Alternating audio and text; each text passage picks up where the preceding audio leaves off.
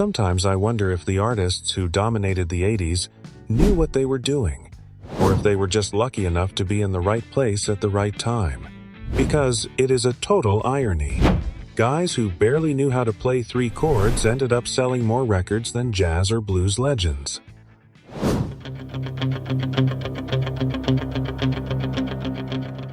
Today, we are going to review those anthems that seem immortal to us now, but at the time were risky bets that ended up conquering the planet and emptying record stores. Close your eyes and try to recall the smell of new vinyl and the excitement of buying that 45 RPM single you wanted so badly. Number 14, Say You, Say Me, Lionel Richie.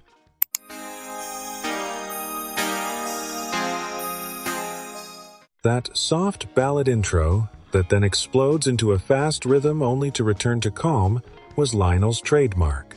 This song became the absolute queen of slow dances at parties. If you wanted to ask someone to dance and guarantee success, you waited for this to play.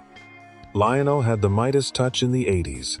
Everything he touched turned to pure gold. Say you, say me.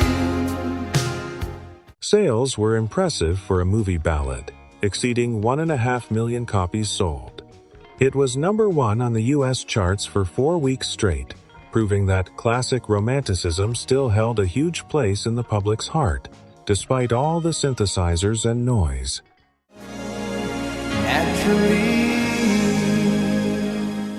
The ending, where the song returns to its quiet flow, left you embracing your partner, wishing the music would never end. It was the golden brooch for Lionel's solo career in that decade. But if we're talking about powerful unions, the next spot brought 2 titans together. Number 13, Ebony and Ivory, Paul McCartney and Stevie Wonder. Ebony. 2 living legends, a piano, and a message of racial peace. The union of Paul McCartney and Stevie Wonder was a cultural event in itself. The song is sweet, melodic, and has that unmistakable early 80s sound that makes you feel good instantly. It was an instant sales hit simply because of the weight of the names involved on the record cover. Learn to live. We learn to give. Commercially, it was a monster, selling more than 2 million copies worldwide and staying at the top of the charts for 7 weeks. Although some critics called it cheesy, the public loved it and bought it massively, turning it into an anthem of harmony that played on every radio station, from London to Detroit.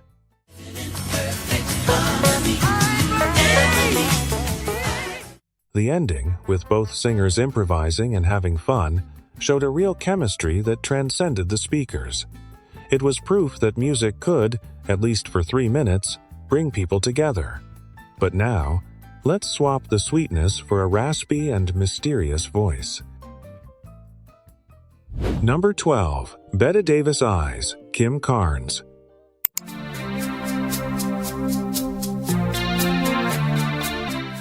That voice.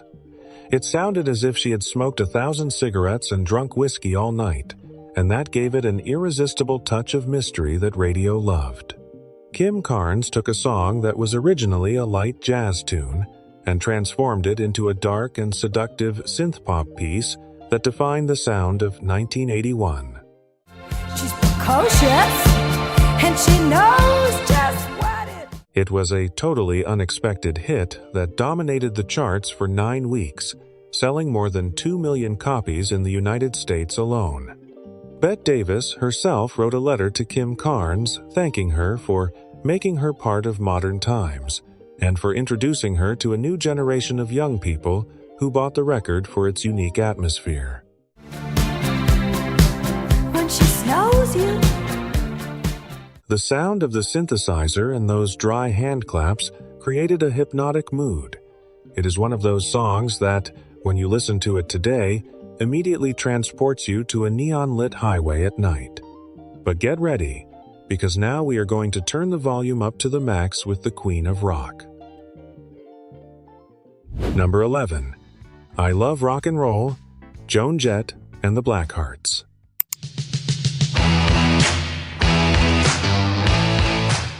That opening guitar riff is a declaration of war.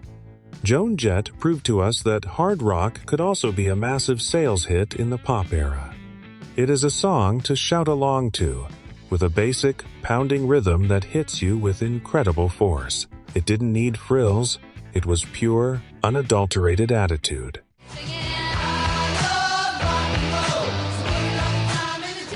Sales exceeded 2.5 million copies, making it the biggest single of 1982. Joan Jett, with her leather jacket and defiant look, became the idol of millions of girls who wanted an electric guitar instead of a doll. It was a triumph of the rebellious spirit in the commercial market.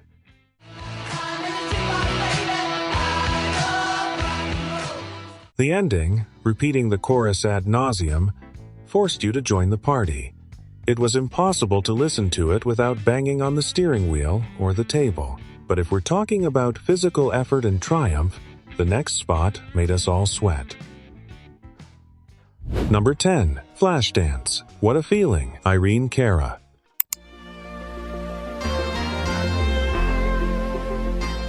The sound of effort and triumph. Every time this slow intro played, later exploding into a dance rhythm, you felt you could conquer the world. It was a massive hit thanks to the movie, uniting cinema and radio in a perfect way that defined the marketing strategy of the decade.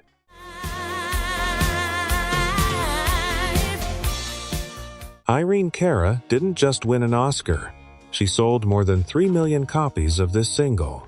The song played in gyms, nightclubs, and supermarkets. It captured the spirit of the times, the idea that if you worked hard and had passion, you could achieve your dreams, no matter how impossible they seemed.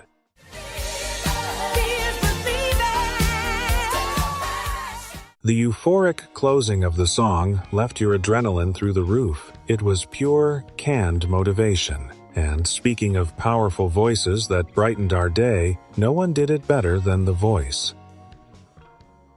Number 9. I Wanna Dance with Somebody, Whitney Houston.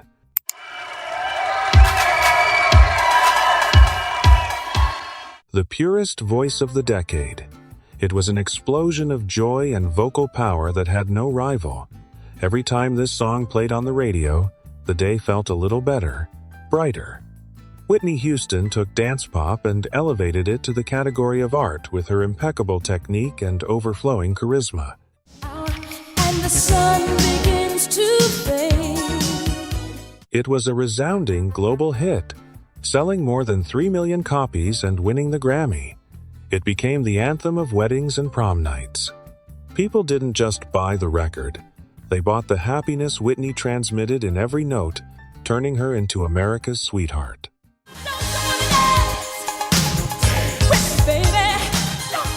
The ending, with those key changes that only she could make look easy, is a vocal fireworks display. It left you smiling and wanting to dance with someone who loved you. But if we're talking about dancing and sweating, Olivia Newton-John added some spice to the mix. Number 8. Physical. Olivia Newton-John.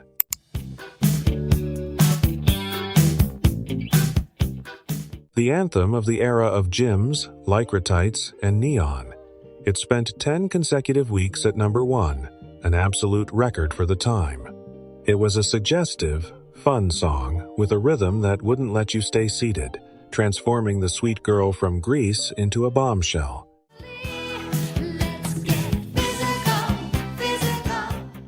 Despite, or perhaps thanks to, the censorship on some radio stations due to its daring lyrics, the single sold more than 2 million copies, achieving platinum certification. The music video, with its comic tone in the gym, helped soften the message and boost sales into the stratosphere.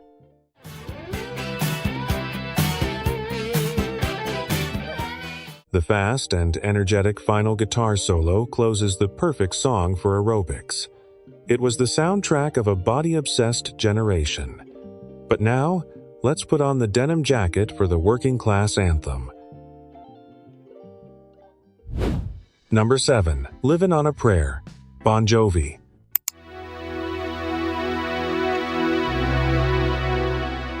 The definitive stadium rock anthem, the story of Tommy and Gina, two young people struggling to pay the bills and keep their love alive, resonated with everyone working hard to get ahead.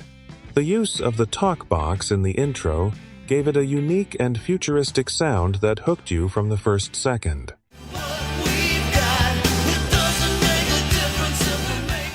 Sales were astronomical, exceeding 4 million copies worldwide. Bon Jovi went from being just another rock band to global superstars filling stadiums. People bought the record because they saw themselves reflected in those lyrics of hope and resistance in the face of adversity.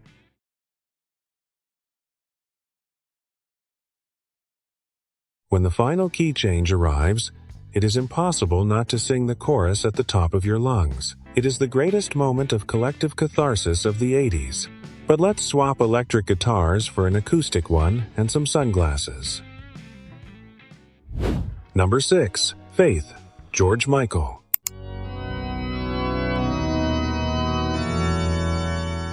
He only needed an acoustic guitar, a rockabilly rhythm, and a finger snap to conquer the world. It was the record that proved George Michael could be much more than a pretty boy from a pop band. He was a serious songwriter, a brilliant producer, and a sex symbol with musical credibility.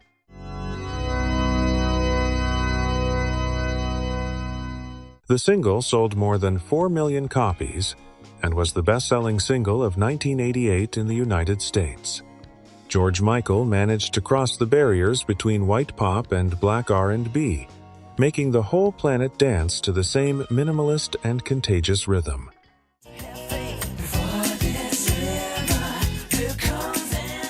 The church organ at the beginning and the soft ending demonstrated his artistic range. It was a lesson in style and how to make a massive hit with few elements. But speaking of genius minimalism, Prince decided to remove the bass from his most famous song. Number 5. When Doves Cry, Prince.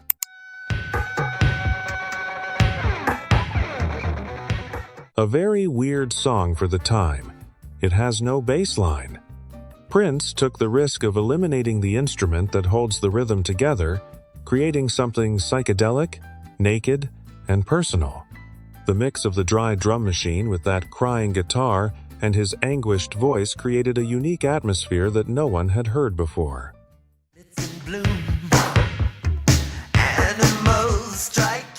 It was the best-selling single of 1984, exceeding 4 million copies. Prince proved you could be experimental and commercial at the same time. The song, part of the Purple Rain soundtrack, cemented his status as the most daring musical genius of the decade.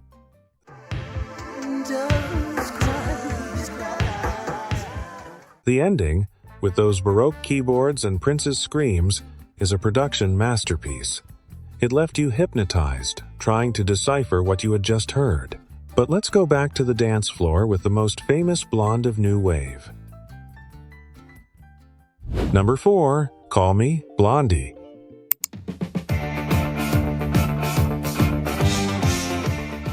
The perfect bridge between 70s punk and 80s disco music. Produced by the legendary Giorgio Moroder. It has an electronic and rock pulse that pushes you to move helplessly. It was the song that opened the decade with full energy, defining the modern sound to come.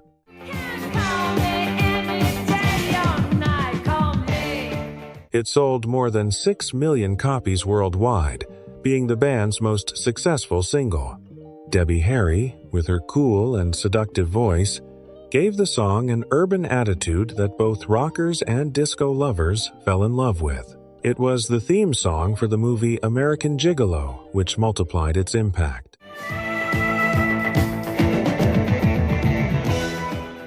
The instrumental bridge, where the band accelerates, is pure adrenaline. It is a song that makes you feel like you are in an action movie in New York. But now, let's dim the lights for the most listened to and misunderstood song in history. Number 3. Every Breath You Take, The Police.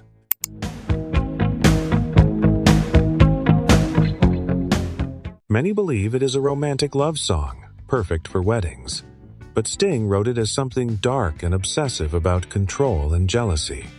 That clean, steady guitar by Andy Summers, along with the hypnotic rhythm, turned it into the most listened to and sold song of 1983.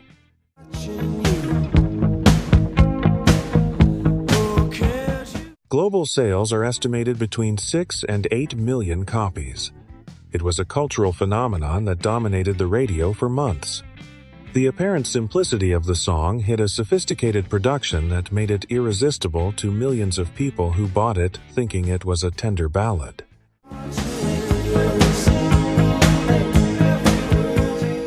The repetitive ending wraps you in that atmosphere of eternal surveillance. It was the Police's commercial peak before their breakup. However, for the number 2 spot, we need to put on boxing gloves and step into the ring. Number 2. Eye of the Tiger, Survivor.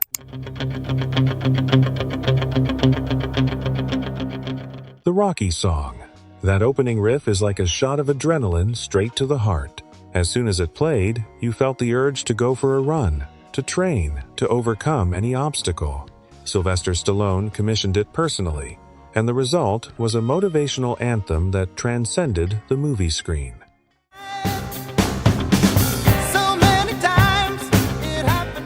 It sold a whopping 9 million copies worldwide. It stayed at number 1 for 6 weeks and won a Grammy. It wasn't just a movie song, it was the soundtrack to the life of anyone facing a tough challenge. Its success was so great that it eclipsed the band's own career.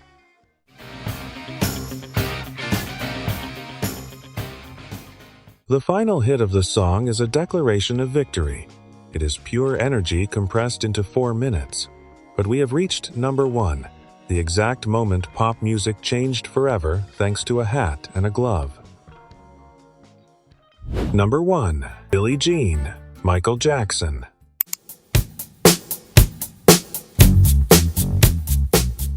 The bass line that changed everything. When you hear that rhythm, your chest rumbles. It wasn't just a song, it was the moment Michael became the king of the entire world. Billie Jean broke all racial barriers on radio and MTV, forcing the world to pay attention to black music with perfect pop production.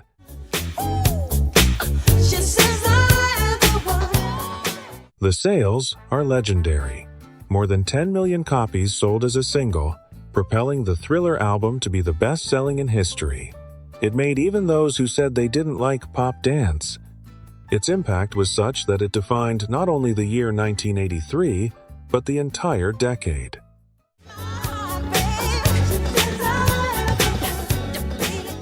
The string arrangements, the vocal hiccups, and that atmosphere of mystery make it an untouchable masterpiece. It is the top of the mountain, the standard by which everything else is measured. Thanks for joining me on this journey through the greatest hits of the 80s.